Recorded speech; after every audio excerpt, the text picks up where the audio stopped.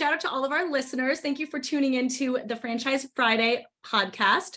My name is Melissa Pang. I am the member relationship strategist here at the Entrepreneur Source. And today I'm joined by the lovely Debra Cohen of Real Property Management, which is a neighborly company. So let me just give a little bit of background on the brand. And then Debra, I'd love to just hear a little bit more about your background. But Neighborly is a local network of home service brands, and that they'll connect their customers to very specific vetted local experts. Real Property Management is a residential property management franchise organization in North America. They manage tens of thousands of properties for individuals, investors, and institutions across the country with 350 plus locations across the US and still growing. So Debra, welcome to the Franchise Friday podcast. Thank you so much, Melissa. Very happy to be here. I am very excited to talk with you and have a great conversation about all things franchise development and your background. But before we get into some of my questions, I would love to hear a little bit more about your background and some of the milestones that have led up to this moment in time today, where you are at Real Property Management. So thank you for the introduction. And I've had a very interesting career prior to joining Neighborly. I started my own home improvement contractor referral business way back when my 28-year-old daughter was 6 months old. And I started that company from my basement by myself. My passion has always been real estate, home improvements, helping entrepreneurs. So I initially started this business because I realized there was a lot of home service providers that needed help promoting themselves. And I'm a networker by nature. So slowly grew the business. I had a painter, a plumber, I'd refer them, they'd give me a commission. Ironically, now I work for Neighborly. Who knew?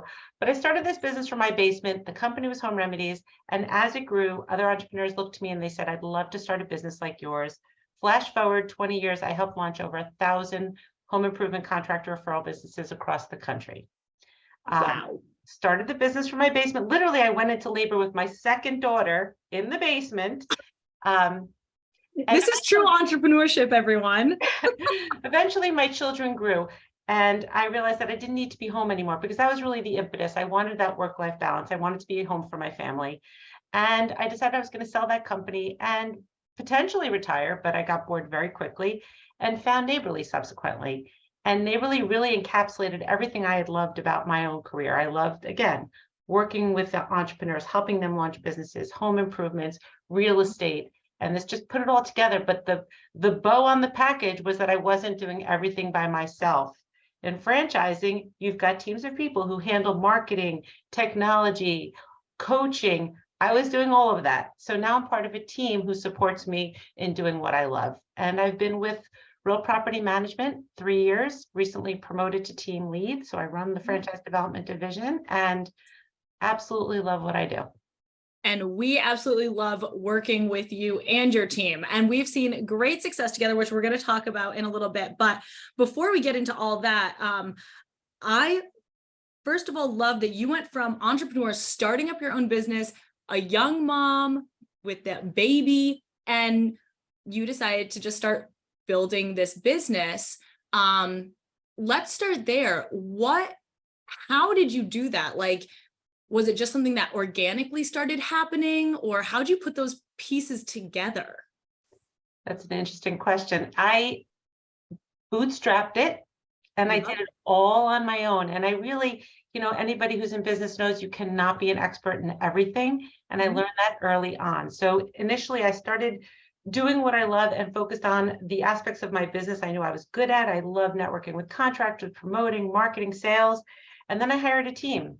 So I outsourced, I had an attorney, I had an accountant, I hired a webmaster, I hired a software developer, and built a team based on the skill sets that I didn't have. And they drove that aspect of the business so I could focus on the most important part, which is really what franchising is all about, right? Yep. Well, that's what I was going to say. You were franchising without even really knowing it. And again, building that really replicatable model that you could then kind of put together in a package and pass on to these other ones. So, and was that ever a franchise, that business that you started? It wasn't. And it's so interesting. So what happened was I had started the business and had tremendous success, and other entrepreneurs all over the country started to hear about it. I had some PR opportunities, and I decided, I was a mom with a 6-month-old at home, and I had left a full-time career, and I didn't want a full-time career anymore, but I wanted to help other people start. So I wrote a business manual similar to a franchise manual. I had spoken to a franchise consultant, but realized that the investment time-wise and money-wise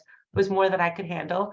And I just basically modeled it as a business in a box, and coached other other business owners all over the country. But they were independent. There was no residuals. They operated under their own name. But I did coach over 1,000 people nationwide.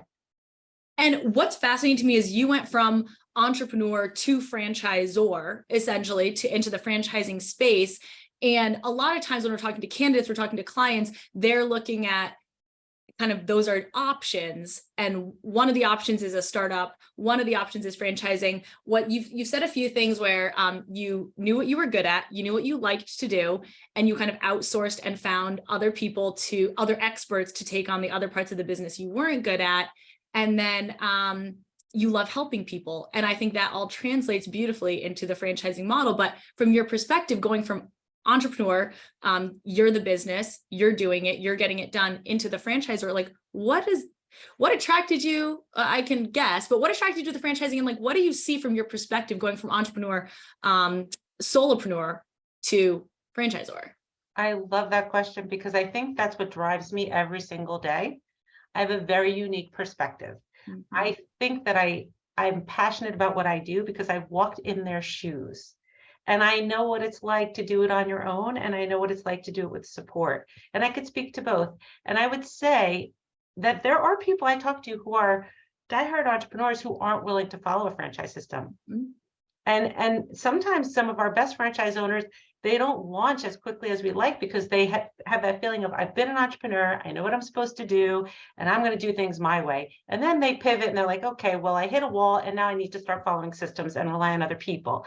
So I think that my experience prior to joining Neighborly really gave me a unique perspective, and it also gave me a tremendous amount of empathy, because I know the stress of starting a new business and putting, your savings on the line and investing in yourself, and, maybe taking a step away from a career, a steady paycheck.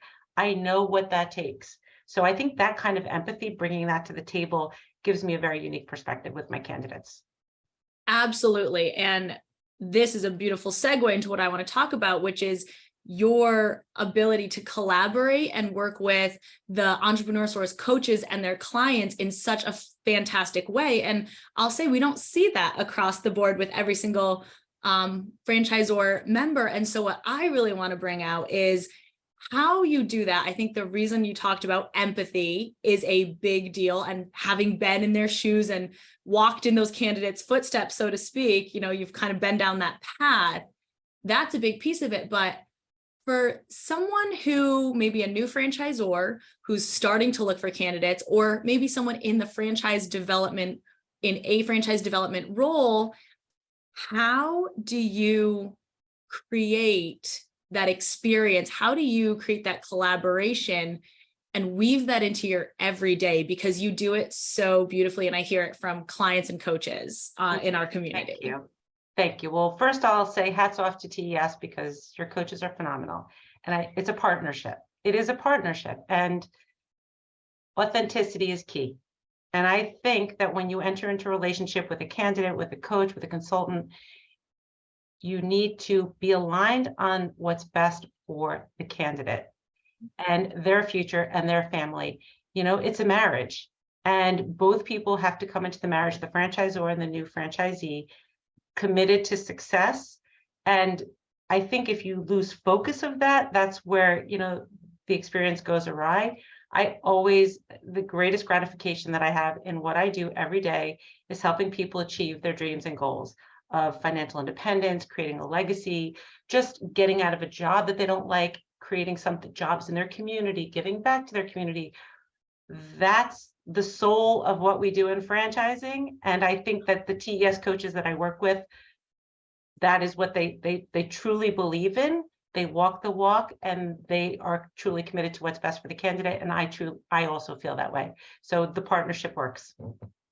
I love it. And it's funny because it can almost seem so simple in a way, because I think a lot of times, if, especially as a franchise brand, if you're looking to grow, you know, you're looking at big numbers and you're looking at your goals and you're looking at almost like the macro view. And really it comes down to the person in front of you. Like in those micro conversations, that's how you're going to build the brand. And I think, and this is for myself also, I don't work with candidates, but I work with individuals.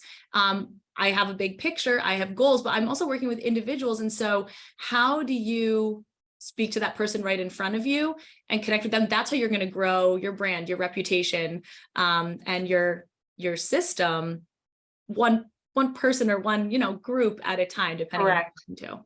And you want people who have the same culture, that they're going to fit into your franchise brand, your culture. Look, we're in the property management space. However, what we do on a day-to-day basis is really interacting with people, being good communicators, and that can translate into a lot of different industries. So it's not just, yes, I love real estate, I want to invest in real estate, I see a need for property management in my community. It's about, who am I going to be building this business with, and are they aligned with my goals and the culture of the type of company I want to build? And I personally am extremely passionate about my team at Real Property Management. So when I'm talking to a candidate, I always equate this to dating, Melissa. I mean, I don't know if you've heard this analogy before. That first phone call is the first date. And then you decide if you want to have the second date. You get into a webinar and you share a little bit more information about yourself. And then, okay, let's just say it's the FDD review. I'm going to get a little bit more personal and show you a little bit behind the curtain. Yeah. And it ultimately culminates in, I'm going to bring you home to my family at Meet the Team Day. And RPM, we're a family, and our team is a family, and we all have to agree that we're getting married together, as I said earlier. So for me, it's a dating process. Yep. That's literally the perfect way to put it. And it's funny because we talk about it sometimes from like what not to do. So, you know, you're going to have that first date and everyone's like, okay, like this could go somewhere. And then you're going to throw the FDD in there. Oh, a prenup. I didn't know that we were even wanting to do a second date. We didn't even, what? No. So it's funny that you put it that way, but it's really true. Like it's a great analogy to depict how the relationship works. 100%. And it's also a great way to put candidates at ease. Yeah. Sometimes you're on with a candidate and they're like, well, I don't know what I want to do yet. And I always say, you don't have to make a decision here. This is a mutual evaluation process. This is going to be a series of stages. We're dating. We're not getting married. And Don't you worry. It puts people at ease a little bit, that they feel so much pressure. Sometimes they get on the phone and they feel like it's an interview, but it's not an interview. It's a conversation. Anyone who's listening, I would highly recommend you just write that down. I think it's so easy to get caught up in your own agenda, especially when you have numbers and goals to hit. I'm talking from the franchisor side, but this can apply in a lot of different situations. But it's really easy to get into your own agenda and you want to check off boxes and you want to get to the next step. And letting people have a conversation, putting people at ease, and really kind of what you said there, you know, it's not, don't make a decision. It's a mutual evaluation. We call it discovery for a reason. We're discovering each other. And if we're the right fit, we're big on mutual evaluation. I like to use that term because both of us have to decide we want to move forward together. Agreed. We're not selling you a franchise. We're awarding you a franchise. We're bringing you into a family.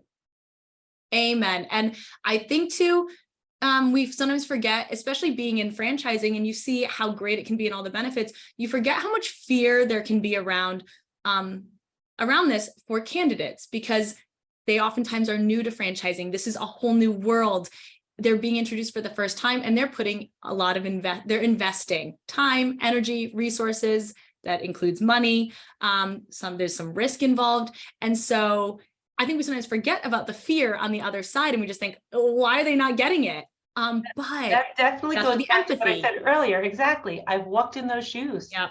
I wish I had somebody to have guided me through the process. When I decided I wanted to start a business, I had to take a loan against our retirement savings. We had a house, we had a baby. I was terrified. I didn't have a roadmap. So I think that giving them that comfort it's a big step to gaining credibility, trust, and calming those fears. And those fears come up at different stages in the process. In the beginning, at the end, in the middle, They talk to other people. So you have to constantly, be there to comfort, guide, and pivot whenever necessary with a candidate. Absolutely. Amen to all of that. And I want to go into from this, kind of talking generally about how you really work with and build relationships with the clients, into specifically a story of TES collaboration that ended in a placement. And so for our listeners out there at the Entrepreneur Source, we have a program. It's part of our genetic makeup here at the Entrepreneur Source, but it's called Coach Client Collaboration. And so that really is all about creating a stellar client experience and then forming outstanding coach and franchisor relationships and collaboration between our coaches and our franchisor members. And we know that when those two pieces are taken care of, we see really great success on multiple levels. The clients are happy, coaches are happy, franchisors are happy, but also placements are being made, franchises are being awarded. As you said, awarded, not sold. So Debra was the recipient of our 3C's Achievement Award at our March virtual event, the March Mingle. And that goes to a franchisor member who really demonstrated superb collaboration and client experience.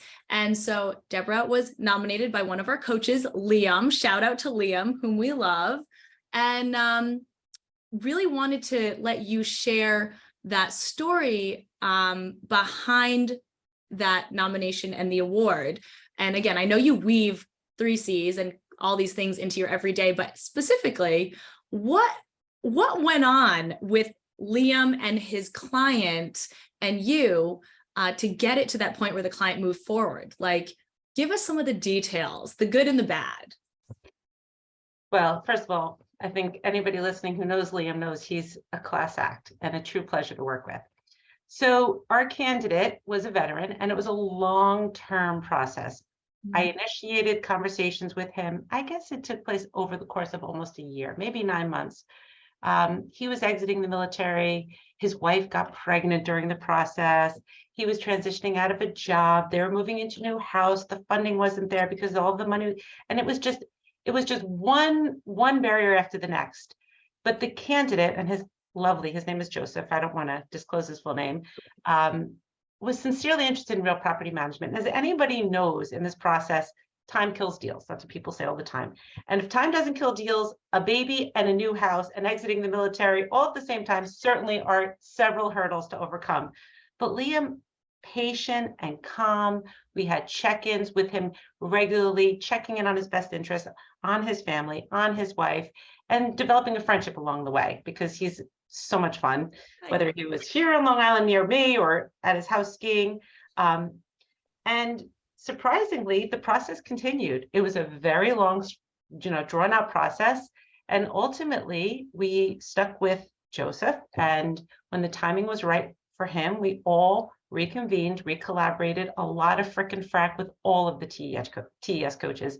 And as I mentioned before, Liam is stellar, but I've had the pleasure of working with 10 coaches and awarding franchises to 10 TES coach candidates. So truly everybody I work with has that collaborative feel, but ultimately we brought Joseph into our family and his new baby and his wife, and we're thrilled, absolutely thrilled. But it was really in large part because Liam, and also I'm going to mention this about Bob Terrell, wonderful guy. And we had a very similar experience. We were patient with his candidate because we knew that it was his timeline. He was moving from another state, transitioning out of a job, getting 2 kids off to college. Bob, phenomenal communicator. I could say the same thing about Cindy Bloomquist and a variety of other coaches that I've worked with over the years, but I think it's just that collaboration. And again, putting the candidate's interests and timeline first. Thank you for sharing, because like you said, we hear that a lot. Time kills deals. I never say the word deals, so even saying it, I'm like, oh gosh. Sorry. But no, it's totally fine. It's industry. It doesn't sound nice. But you hear that all the time. But I love that you've brought in fantastic franchisees who didn't fit that mold of the specific timeline that maybe is typical or that you would like to see or whatever it is. And it is being patient and working with them. And what I want to ask is just more specifically on how do you keep someone engaged for so long? Because how do you keep them excited about the brand? Did it all happen in the beginning and then it was just working through that? Or were there dips where you had to say, you know what, no, you do still love real property management? Like, how did you keep it going for a year? That's a great question. Well, I always adhere to, I don't like to hang up with a candidate without having a touch point in place, whether that's a month, 2 months, and I let them determine what that is, because we all get very busy and my calendar's packed, to be honest, and the travel schedule for everybody. It's just best to have a touch point, whether that has to move or not. And then there's always things going on with our brand. We just won an award. Yep. Entrepreneurs 2023, one of the fastest growing brands. So those touch points I always try to share. We have validation videos from our owners. We have panel of the pros events. We have validators who sometimes will reach back out to a prospective candidate to see if they have questions. So finding out how somebody's wife is doing, if they're pregnant, if they're moving, somebody's birthday, just being human, I guess, would be the answer. Right. And again, so simple, but something that we lose sight of when we're looking at the grand scheme of things. So again, I think there's a lot of different pieces here that others in the franchise development space can take from, even if it's just one or two things that you can incorporate into your own franchise development process. And here we like to call it an experience, because you do want to create it for the individual. What does that experience look like? So as we go and look forward to, the rest of this year and beyond, I do want to ask what your thoughts are on the future of franchising, which is very, very broad, but the future of franchising, whether it pertains to real property management or in general, like what you see with the industry going forward, or Absolutely. those lines. Well, what I find most fascinating about franchising is every day I hear about a different industry, a different brand, a different niche. So there are so many opportunities for people who want to get into business ownership, don't want to reinvent things from scratch, and have a passion for something, to choose a business that resonates with what they love in an industry they love, to maximize their skill sets. And as I said before, create a business that's going to fulfill their legacy, their legacy for their family and for themselves on a daily basis. So I'm just constantly amazed. Have always been fascinated by business, and I love hearing about all of these new emerging brands and how they're serving just, entrepreneurs and also the communities at large. So to me, that is truly fascinating. And knowing again that there's support out there to help people achieve their entrepreneurial dreams, I just see that franchising is going to grow and grow. And it's the American dream for many people, and help them achieve that. And so far as real property management is concerned, our future is quite bright. We launched our 400th franchise in October. We are already up to 413 locations since October of last year, and we're going to be approaching 500 sometime soon, within the next year to 2 to 3 years. I don't want to set any false expectations. But what's going on in the real estate world is fascinating, because right now we're a renter's nation. 35% of the US population is renting. And in our industry, everybody always needs a place to live. So that means that the future is bright for us. And we don't expect housing. Right now, about 64% of Americans own a home, and we're expecting that to stay flat or continue to decrease. Homeownership, sadly, is out of reach for a lot of Americans. Millennials are delaying homeownership up to 13 years. Boomers are downsizing and renting. And what we've seen, and that is really what's caused a lot of our growth, is investors coming in where they were going to be parking money into the stock market, mutual funds and bonds and whatnot, and traditional investment vehicles. They're now parking it in real estate, and they're building portfolios. And the niche that we fill at Real Property Management, and this is really our differentiator, we're positioning ourselves not just as a property management company, but as a property management company with wealth management expertise, who is aligned with investors on maximizing the ROI on their properties. So knowing how real estate is becoming so in demand and so attractive to many investors, we're appealing to that group. And I only see tremendous growth and opportunity in the years ahead. Well, that is wildly exciting on many, many fronts. So I'm glad we have a future together for many years. And And also to your point on franchising as a whole, where there's so much opportunity, brands in so many different industries. I love that we can educate people about what franchising is. And again, it's not going to be for everyone, like you said in the beginning. But I just love that we can tell more and more people. I think there's a lot of myths around franchising.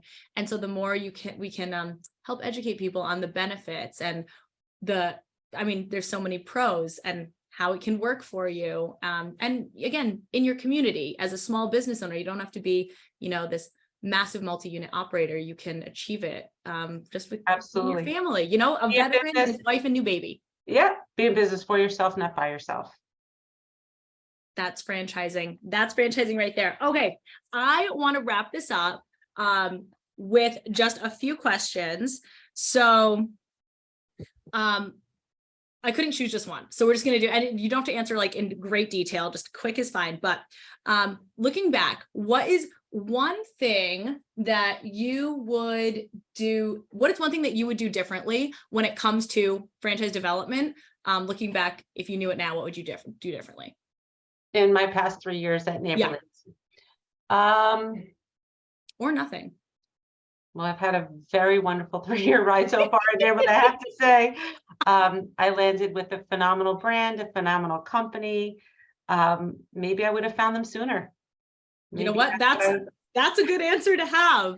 So anyone listening, just do what Debra's been doing and you're going to be just fine. All right. 2 other things. What motivates you? My passion for helping others without a shadow of a doubt. I will be awarding a franchise to 2 incredible women next week, and I was on the phone with them today. I get teary-eyed. I am so happy to see people build their futures. That's the most gratifying part of my job. I love that. I just got chills. And seriously, this is why you and your team work so well with the Entrepreneur Source. I talked to coaches and they're like, Melissa, I just awarded, one of my clients just placed, and we were all in a Zoom together, like with tears, like we were crying together because we were just so excited about it. Like that to me is franchising. That to me is our community. So I love that. And then last one, just kind of fun, but is there a book or a podcast that you would recommend? Doesn't have to be in business, doesn't have to be, just something that you either love or that you give out as a gift or you always recommend. Is there anything? There is, and it's from a way back when, and I probably should reread it for the 3rd time, The E-Myth. Oh, because yes, that was the book that I read that changed my life. I was in business. He gives an analogy about a baker who's baking the cupcakes. And all he is a baker because he's always busy baking the cupcakes until he realizes I can teach other people how to bake the cupcakes and own a bakery business. And I always use this analogy with owners, new franchise owners. Yep. You're not a property manager. You will be the CEO of a property management company. We give you the tools to step away. And I think that book really changed my perspective on business and franchising specifically. I mean, I'm going to go read it. I'm going to go read it again. I've read bits and pieces, but never the full thing, which is shocking. So I'm going to read it. Listeners, you're going to go read it. And thank you so much for joining me on Franchise Friday. It's been an absolute joy speaking with you. My pleasure. Thank you so much. Have a great day.